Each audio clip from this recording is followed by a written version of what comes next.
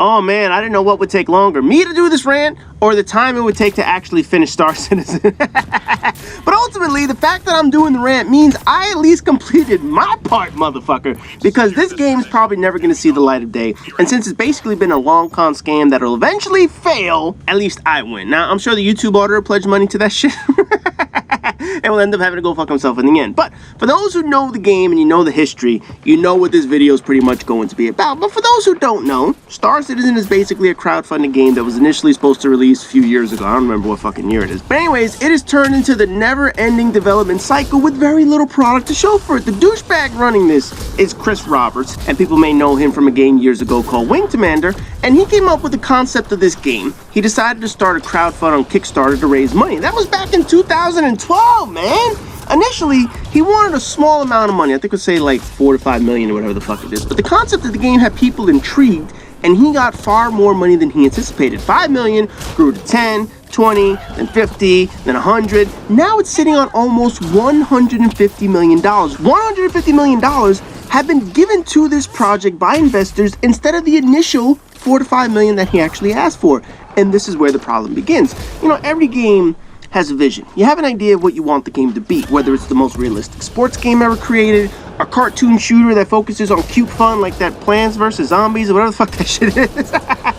Or you go big like this motherfucker and you want to create a galactic level game with space exploration. Whatever his vision was, with just $4 to $5 million, and I believe he wanted like 20 million overall, he was going to get that from outside investors, it ballooned out of control because the project received far more money than he actually asked for. He figured, fuck it, let me make the game bigger. Let me take this money and add more things that I initially wanted. Let me dream up more content to add to the game, more shit to put in the game, because that will make this the greatest game ever. And by going down that rabbit hole, that's where this project ran into trouble. Fine, you wanted a space game unlike anything ever seen before, but there's a big difference between a $4 to $5 million vision of a game compared to a $20 million vision. Now, compared to a $150 million vision and growing, while you continue to still ask for fucking money. You could infinitely add things to a game like this, but at what point do you stop adding ideas and start producing completed content that was initially stated? Sure, it'd be fun to travel the galaxy, visit more planets than fucking No Man's Sky, have shooter mechanics like a Call of Duty game, powers like Mass Effect, flying space battles like fucking Star Fox, a campaign like Dead Space, alien zombies ready to munch on your ass, intergalactic warships like EVE Online or whatever the fuck that game is, fucking Wookiees with lightsabers. But hey, that wasn't the initial vision. That wasn't what people donated money to start this project on. What keeps happening, and why people keep calling this a scam, including myself, is the added promises. What started out with, say, 20 planets and 2 space stations is now 800 planets, 500 space stations. What started out with 3 classes of spaceships is now 60 classes. And if you donate $1,000, you could get your very own personalized destroyer ship motherfucker that can kill anything else in the goddamn galaxy.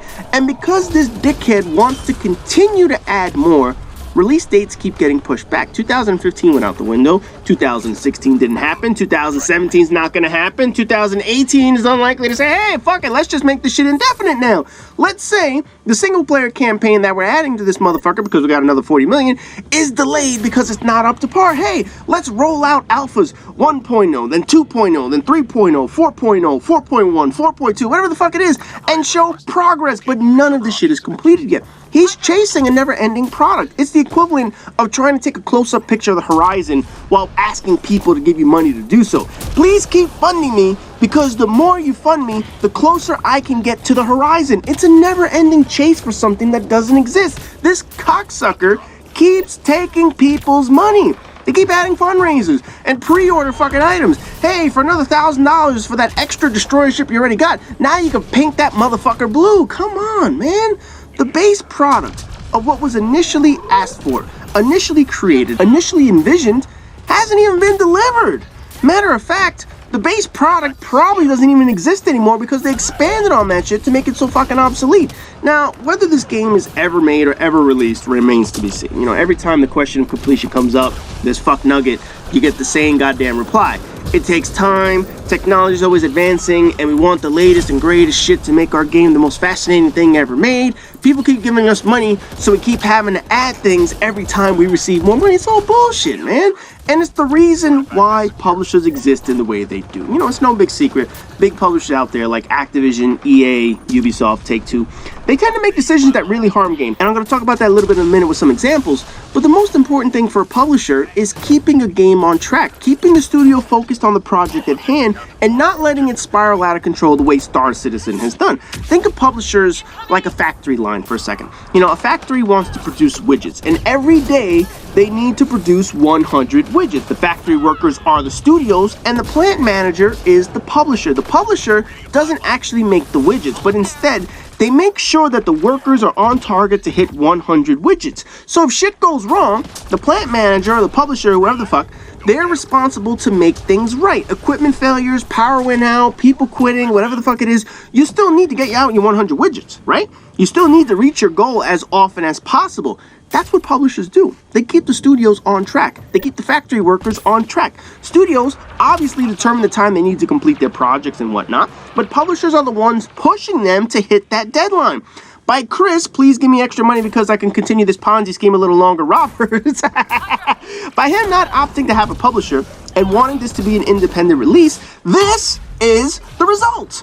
This is what happens when there is nobody to push you into a deadline, when there is no pressure to complete the assignment or reel in the scope of the work to get something completed. They spend more time updating people on what's being done and what they want this game to be instead of putting out the actual product. When the person in control of time management, the scope, the completion, and the deliverables is fucking incompetent at their job with nobody above them to push his ass, this is the result. When the head of a studio is making decisions to add more shit to a game instead of completing what they already have, this is the result. Because this is the kind of shit that doesn't fly with a publisher. Now again, I don't want to make it seem like publishers make things better, because that is certainly not the case. What publishers are good at are getting projects completed within a certain amount of time and money. That doesn't mean the product is good. It just means the product is completed. Let's look up a couple examples so you guys can see what I mean. I hate to keep going back to this example because this is like my example for everything. But obviously, Destiny is the greatest example of a publisher pushing a studio. Destiny was scheduled to release in 2013. Bungie went back to Activision and told them they needed to scrap the idea and rework it because it wasn't good enough. If they sold the game in the direction they were going in, it would have been compared too much to Halo, and they didn't want that. Although, this annoyed Activision, they gave Bungie the additional year, but only 1 year. Fine, you'll have your year to make the game better, but that's all you're gonna get. Since this wasn't enough time to rework the whole project, Destiny's existing pieces were reworked into the hot mess we saw when it released in 2014. Activision set the date for that game. They weren't budging.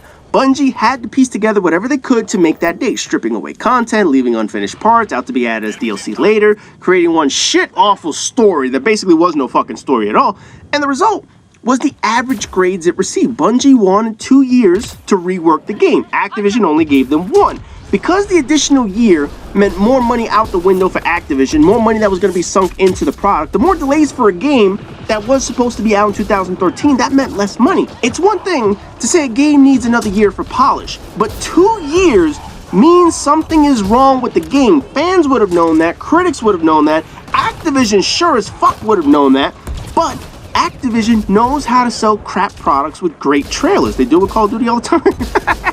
So they figured they could sell Destiny off of hype and trailers even if it's an incomplete state. Sure enough, they did. And Destiny's shitty launch was the result, but it was released. Not like Star Citizen. EA, another fucking bunch of assholes. They're certainly also in this boat because you could just look at the current game Mass Effect Andromeda.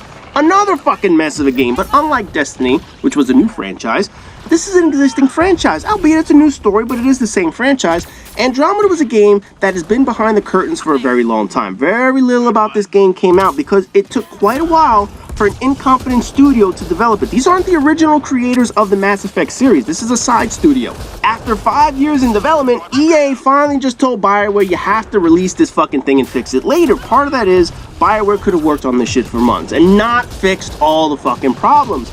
Another part is the game just had terrible animations from the very beginning. Tired of waiting around, EA made the decision, let's announce the release date. Let's reveal very little about the game, knowing it's going to have issues, and then we'll just deal with the aftermath and the fallout afterwards. Personally, Andromeda is not terrible, but it's a good fall from what the prior games were in terms of quality. EA basically got tired of waiting around for a game to be polished and probably realized it wasn't going to be a top-notch game. It wasn't going to be smooth no matter how long they gave Bioware. So they cut the losses and they said, you know what, just send the game out, let's make our money off this motherfucker, and we'll revisit the idea in a few more years after we see how much we made. Then there are publishers that have to make an even harder decision, canceling a game that has spiraled out of control, and that happened in the case of Scalebound. Microsoft was publishing this game as a console exclusive and had Platinum Games working on it.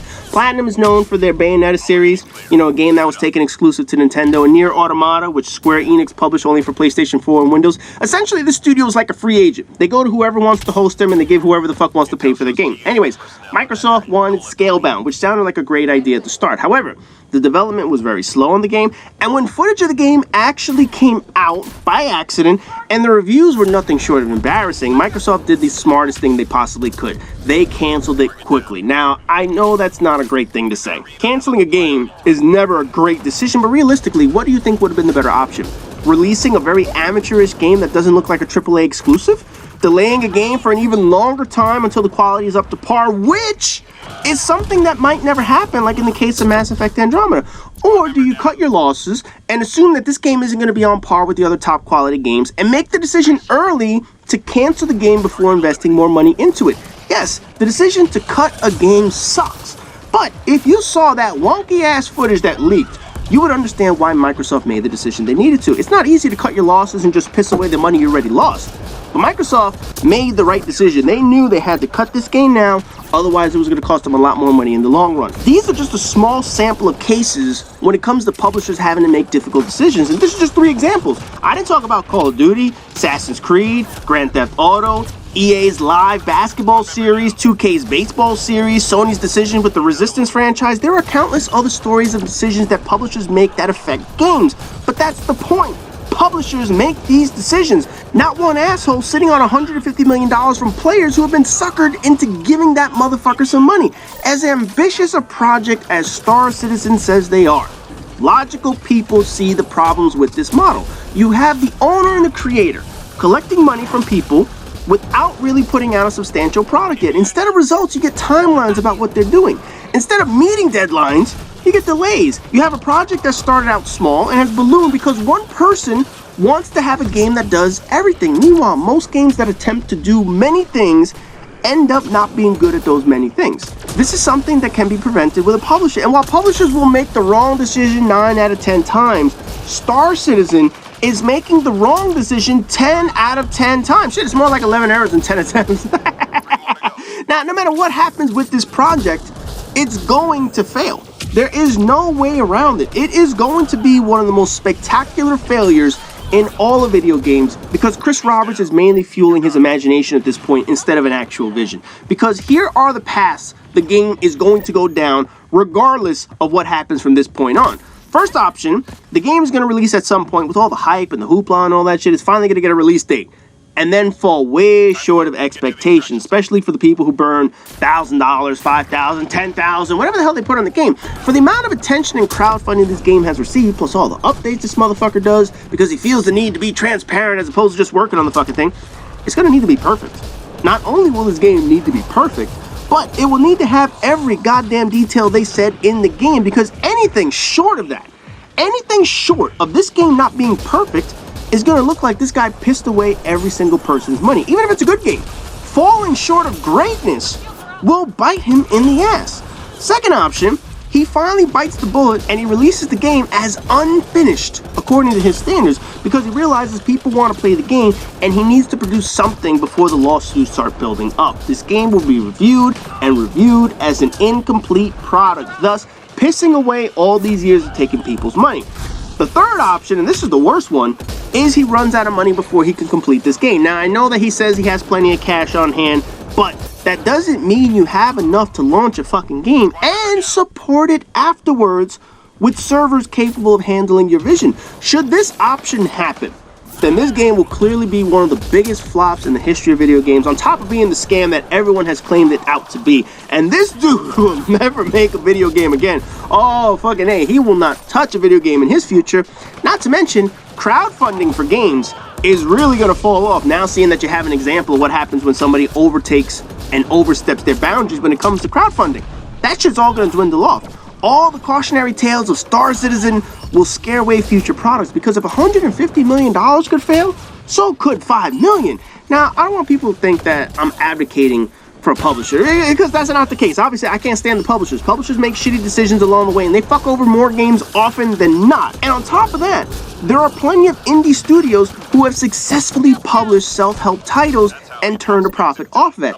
The issue is that a game of this size needs a publisher. And trust me, I get this dickhead's logic. I understand what Chris Roberts wants. I wouldn't want Activision or EA or Microsoft controlling what I would want to do with my game, but there are certain decisions publishers make with a game that aren't being made by this fucker. And the people that are going to get pissed off with all his wrong decisions are the ones that paid big money on this game. Not the small-time backers who put in 20 bucks, 50 bucks, or whatever the fuck it is. I'm talking the big willy spenders who dump thousands of dollars into this game because they wanted to see it succeed, and it doesn't. That will be a hard lesson in financials, but motherfucker, there is no other way to learn this shit, man. Anyways, I know people have been asking me for a couple years now, when am I gonna do a Star Citizen rant? You see, I at least beat the fucking game before I got to releasing this bitch, man. So anyways, as always, rate, comment, subscribe, and all that good shit, and I'll see you guys in the next video.